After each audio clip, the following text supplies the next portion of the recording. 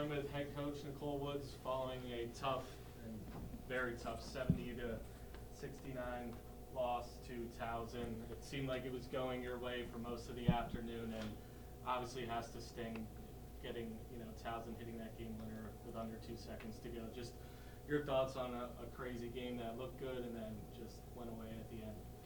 Well, this game is an indicator of what they say of you have to play 40 minutes. And I thought we played really well for a lot of the game. But it doesn't matter if you don't play well at the end when it matters the most. And, I'm disappointed at the fact that we gave them 30 points in the paint, which we knew they were going to do. I'm disappointed that we fouled them and gave them 22 free throws.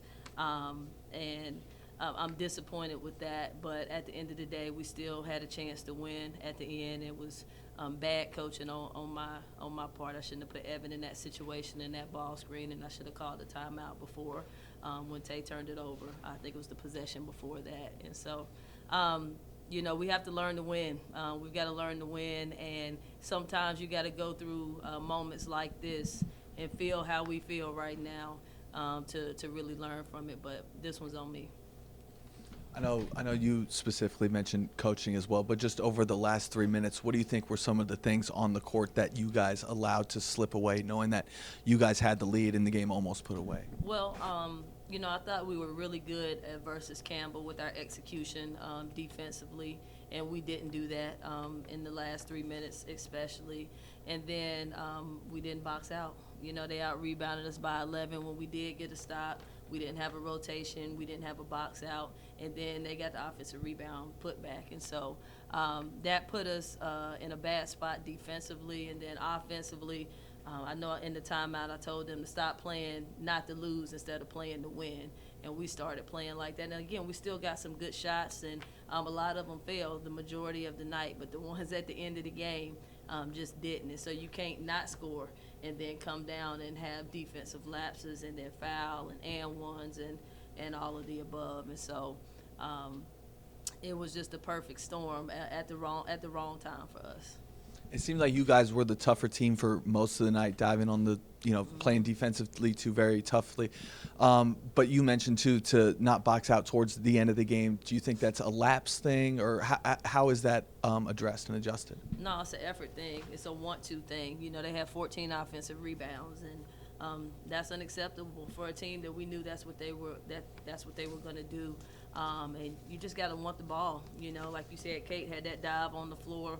Like she wanted it more, and we didn't do enough of that throughout the game. And teams like Towson, they just chip away, and then we call them streaks. And they went on a streak to end the game. I think it was 6-0. And again, we just I always tell them they need to punch back, and we didn't at the end.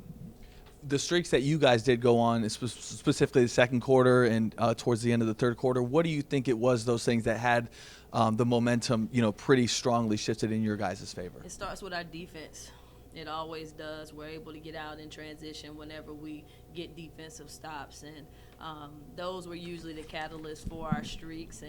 But we were hampered by foul trouble. We were hampered by foul trouble, and having some of our key players being in foul trouble and not really being able to get in a rhythm today, I think, hurt us.